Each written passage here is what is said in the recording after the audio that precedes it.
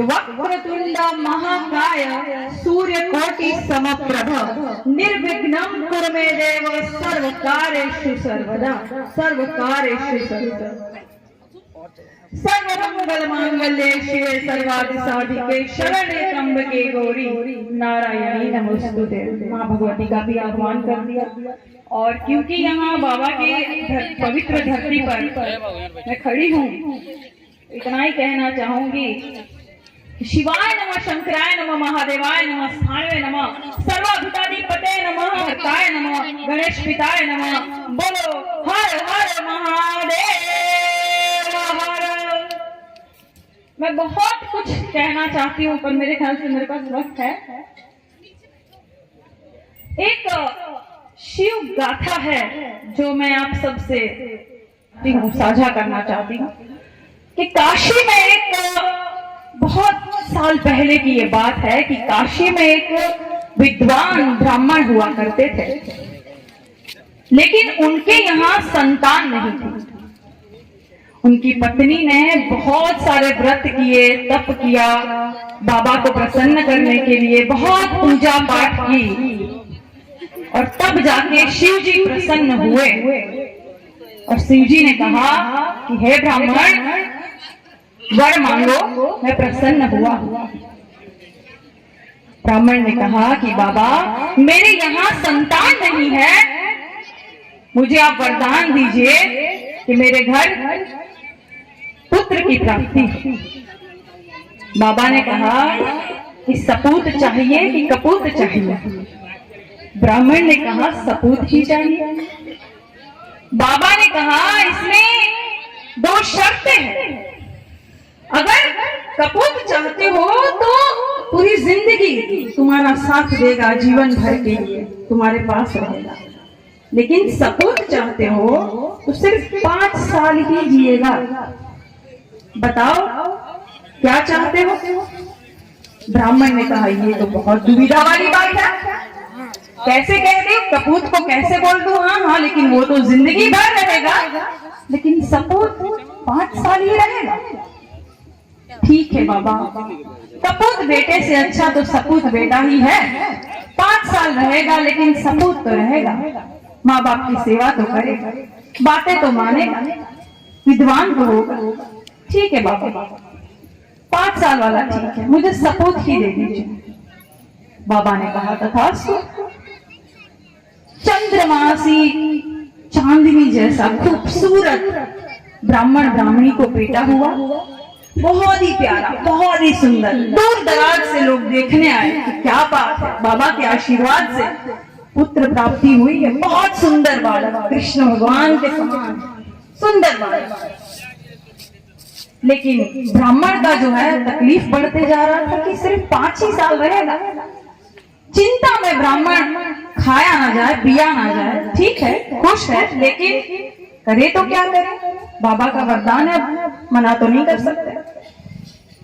कहा अब क्या करें? अब 1 ही साल बचा था और उन्होंने किसी से कहा कि मेरी ये जो है समस्या है कि मेरा बेटा 5 ही साल जिएगा, ऐसा बाबा ने कहा था। अगर 1 ही साल बचा है, अब मैं करूं तो क्या करूं?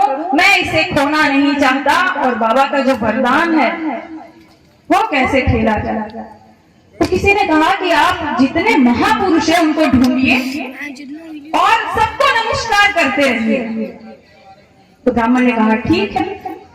गोदावरी के तट पर बैठ गए अपने पुत्र को लेकर और अपने पुत्र को कहा कि बेटा जो भी तुम्हारे सामने आए सबको नमस्कार करते चलना, नमन करना, पैर छूना, जो भी आए, स्वान, ब्राह्मण, स्त्री, पुरुष, बच्चा, जानवर, कोई भी आए, सबको नमस्कार करना।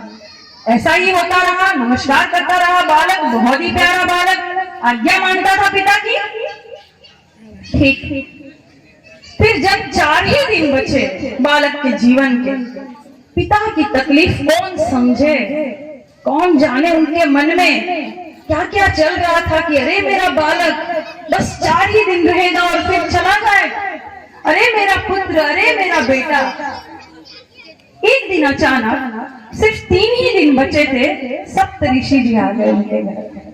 सप्त ऋषि जी आ गए, बालक ने नमस्कार किया, ऋषियों ने कहा चिरंजीवी भव, चिरंजीवी भव, चिरंजीवी भव। बाप ने कहा महापुरुष मैं आपको नमन करता हूँ, आपने चिरंजीवी भव कहा है, लेकिन मेरी पीड़ा यह है कि मेरा बच्चा सिर्फ अब 3 ही दिन जिएगा।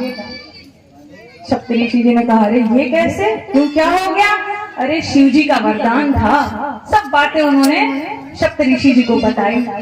सप्त ऋषि जी ने कहा अरे ये तो थोड़ा मुसीबत में पड़ गए हम, अब करें क्या? बाबा का वरदान खाली तो जा नहीं सकता, अब क्या करें? उन्होंने कहा कोई बात नहीं, ये बालक हमें दे दो, तुम चिंता से मुक्त हो। बालक को लेकर सप्त ऋषि जी चले गए।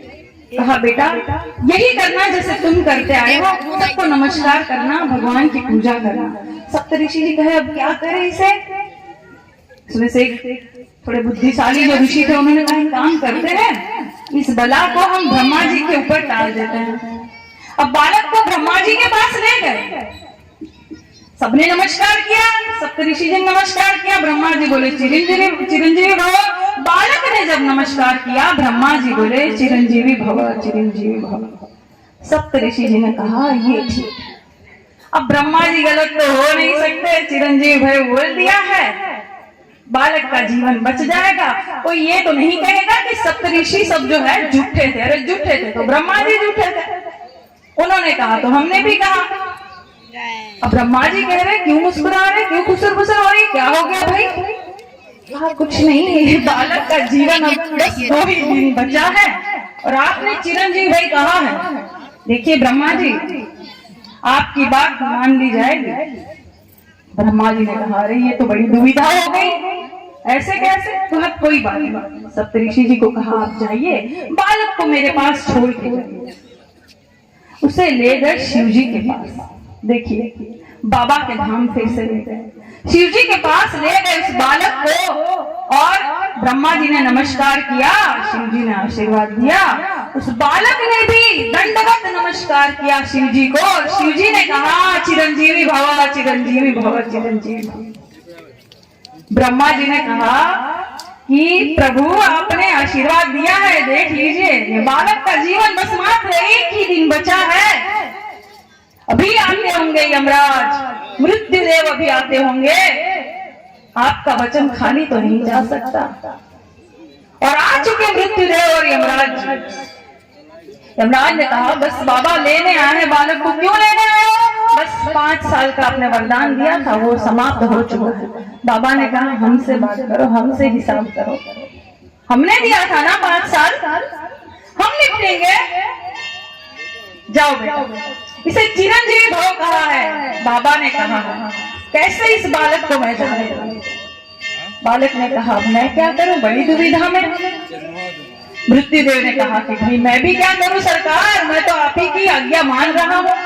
और जैसे ही समय समाप्त होने लगता है, मृत्युदेव अपना फंदा बच्चे के गले में डालकर बच्चा चिपक जाता है शिवलिंग के वहां बैठा रहता है।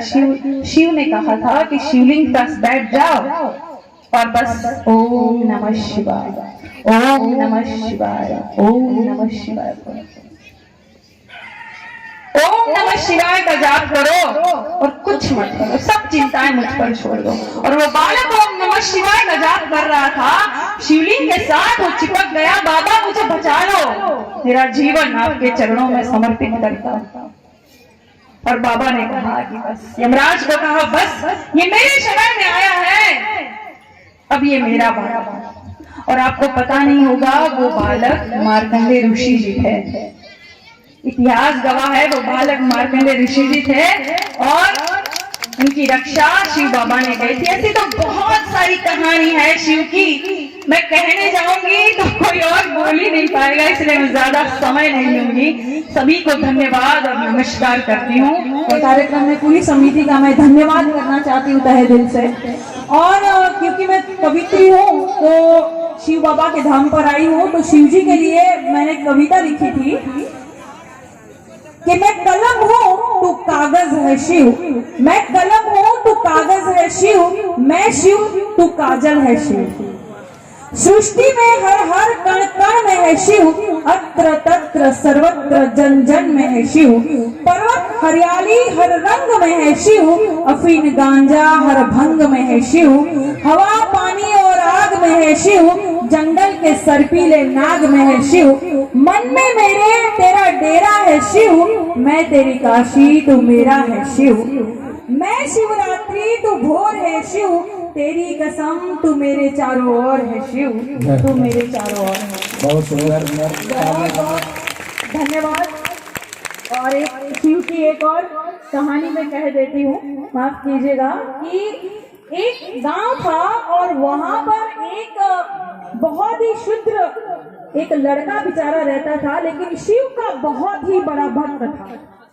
तो शिव जी का जो मंदिर था वहां पर उसे जाने नहीं दिया जाता था और वो बहुत ही मिन्नतें करता था कि मुझे जाने दिया जाए मंदिर में। मैं शिव का बहुत बड़ा भक्त था, क्योंकि दादी नानी से उसने कहानियां सुनी थी शिव के बारे में। शिव को वो कभी देखा नहीं था, क्योंकि कभी मंदिर में उसे जाने ही नहीं दिया जाता था।